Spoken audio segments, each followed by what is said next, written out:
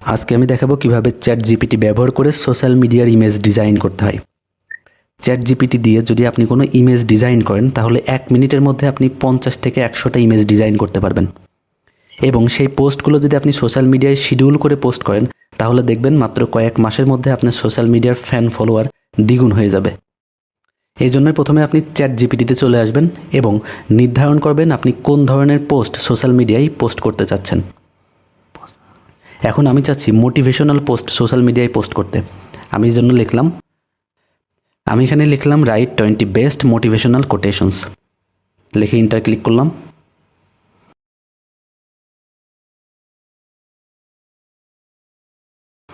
দেখতে পাচ্ছেন এখানে মোটিভেশনাল কোটেশনগুলো লেখা শেষ। আমি এবার এই সবগুলো মোটিভেশনাল কোটেশনগুলো কপি করব।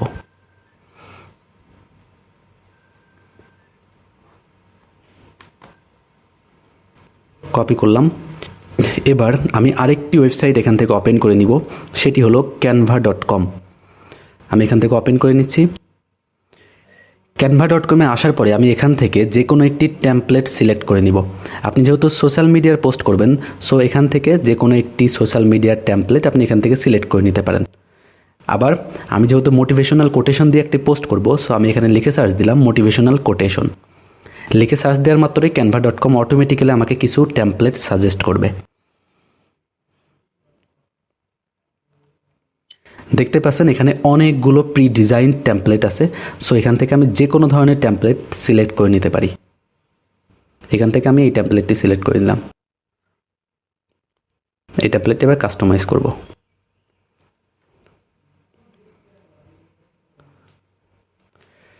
কাস্টমাইজ অপশনে ক্লিক করার পরে আপনি এই টেমপ্লেটটি নিজের ইচ্ছা মতো ডিজাইন করে নিতে পারবেন। আমি এটা একটু বড় করে নিলাম যাতে আমার প্রত্যেকটা কোটেশন সুন্দরভাবে এখানে অ্যাডজাস্ট হয়।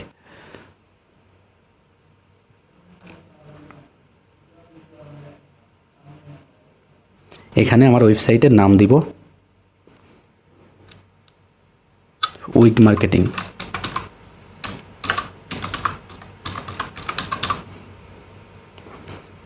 ফন্টটা সিলেক্ট করে দিব। আমি এই ফন্টটা এখান থেকে দিলাম। আপনি চাইলে পারে এখানে আরও কাস্টমাইজ করে নিতে পারেন, এমনকি ব্যাকগ্রাউন্ড কালারটাও চেঞ্জ করে নিতে পারেন। এবার আপনার টেমপ্লেটটি সম্পূর্ণভাবে ডিজাইন করা শেষ হলে আপনি একটু লেফট সাইডে খেয়াল করবেন। লেফট সাইডে একটু নিচের দিকে চলে আসবেন। নিচের দিকে দেখবেন বাল্ক ক্রিয়েট নামে একটি অপশন আছে, এই অপশনে ক্রিয়েট করবেন। এখান থেকে দুইটা অপশন পাবেন, ইন্টার ডাটা ম্যানুয়ালি এবং আপলোড CSV ফাইল। আপনি এখান থেকে যে কোনো একটি CSV ফাইল আপলোড করে দিতে পারেন, অথবা আপনি যেই ডাটা আগে আমরা কপি করেছিলাম সেই ডাটা এখান থেকে পেস্ট করতে পারি। এই অপশনে ক্লিক করা মাত্র দেখতে পাচ্ছেন এখানে দুইটি কলাম আছে। চ্যাট জিপিটি দিয়ে আমরা যে মোটিভেশনাল কোটেশনগুলো লিখে নিয়েছি সেই মোটিভেশনাল কোটেশনগুলো আমরা এখান থেকে কপি করব। এখন এগুলো আমরা কপি করে আমরা এই জায়গায় পেস্ট করব। জাস্ট পেস্ট করব। পেস্ট করার পর প্রত্যেকটা সেলগুলো একটু ভালোভাবে লক্ষ্য করে নেবেন, দেখবেন কোনো সেল ফাঁকা আছে কিনা। যদি কোনো সেল ফাঁকা থাকে তাহলে কিন্তু আপনার ডিজাইনটিও ফাঁকা আসবে। সো সেই সেলটি দেখে নেবেন। আপনার যদি কোনো সেল যদি প্রয়োজন না হয় তাহলে সেই সেলে উপর ক্লিক করে রাইট বাটন করে আপনি ডিলিট রতে ক্লিক করে সেই সেলটা ডিলিট করে দিতে পারছেন। এবার ডান বাটনে ক্লিক করব। ডান বাটনে ক্লিক করার পরে আমরা এই মোটিভেশনাল কোটেশনগুলো যেই জায়গায় রাখতে চাচ্ছি সেই জায়গায় আমরা ক্লিক করব। এখানে রাখার পরে আপনি কিন্তু চাইলে পারে এই ফন্টটাও চেঞ্জ করে নিতে পারেন। ইচ্ছা মতো আপনার যে ফন্টটা এখানে দেওয়ার ইচ্ছা সেই ফন্টটা আপনি এখানে দিতে পারেন। আমার কাছে এই ফন্টটাই সুন্দর লাগছে, সো আমি এটা চেঞ্জ করব না।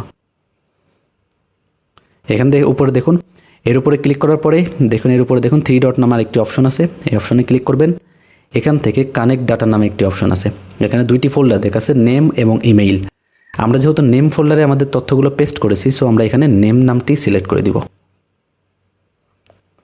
সিলেক্ট করার পর দেখাচ্ছে আমাদের এই ফোল্ডারটি অলরেডি সিলেক্টেড, তাই নিচের দিকে কন্টিনিউ অপশন আসছে। কন্টিনিউ অপশনে ক্লিক করে দিই। ক্লিক করার পর দেখুন আমরা যে ডাটাগুলো এখানে পেস্ট করেছিলাম প্রত্যেকটি ডাটা এখানে চলে আসছে। এখন যদি আমরা জেনারেট 20 পেজ এর উপরে ক্লিক করি, এই অপশনের উপর ক্লিক করি, তাহলে আমাদের প্রত্যেকটা ইমেজ মাত্র কয়েক সেকেন্ডের মধ্যে ডিজাইন হয়ে যাবে। ইমেজগুলো ফাইনালি ডিজাইন করার আগে অবশ্যই দেখে নেবেন আপনার টেমপ্লেটটা সঠিকভাবে তৈরি করা আছে কিনা, কারণ প্রথম টেমপ্লেটটা আপনি যেভাবে ডিজাইন করবেন প্রত্যেকটা টেমপ্লেট সেম ওয়েতে ডিজাইন হবে। আমার সব কিছু ওকে আছে, এই জন্য জেনারেট অপশনে ক্লিক করলাম।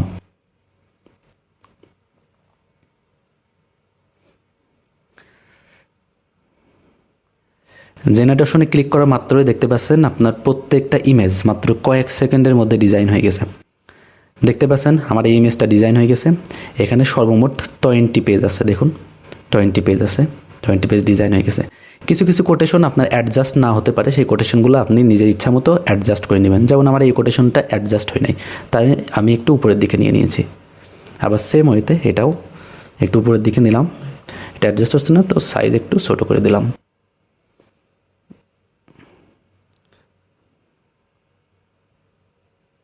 এভাবে প্রত্যেকটা ইমেজ কারেকশন করা শেষ হলে আপনি ইমেজগুলো এখন ডাউনলোড করবেন। ডাউনলোড করার জন্য কি করবেন, জাস্ট শেয়ার অপশনে ক্লিক করবেন। শেয়ার অপশন থেকে ডাউনলোড অপশনে ক্লিক করবেন। এখান থেকে আপনি যতগুলো ইমেজ ডাউনলোড করতে যাচ্ছেন সেই অপশনটি চলে আসবে। এখান থেকে অল সিলেক্ট করে দিবেন। অল সিলেক্ট করে দেওয়ার পরে আপনি কোন ধরনের ফরম্যাট ডাউনলোড করতে যাচ্ছেন সেটি এখান থেকে সিলেক্ট করবেন। আমি চাচ্ছি পিএনজি ফাইল ডাউনলোড করতে, সো এখান থেকে সিলেক্ট করলাম। সিলেক্ট করার পর ডাউনলোড অপশনে ক্লিক করব। দেখতেই পাচ্ছেন ডাউনলোড হওয়া শুরু হয়ে গেছে।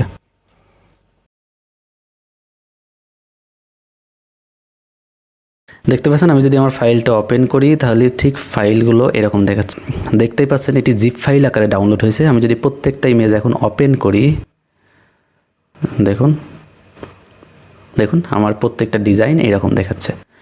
আপনি এবার এই ইমেজগুলো আপনার প্রত্যেকটা সোশ্যাল মিডিয়াতে শিডিউল আকারে পোস্ট করে রাখতে পারেন। তাহলে আপনার আগামী 1 মাস অথবা 2 মাস সোশ্যাল মিডিয়াতে পুনরায় পোস্ট করা লাগবে না। এর মানে বুঝতেই পারলেন কীভাবে চ্যাট জিপিটি দিয়ে বাল্ক ইমেজ ডিজাইন করবেন। এরকম আরও টিপস অ্যান্ড ট্রিক্স পাওয়ার জন্য অবশ্যই উইগ মার্কেটিংয়ের সঙ্গে থাকবেন। আপনাকে অসংখ্য ধন্যবাদ।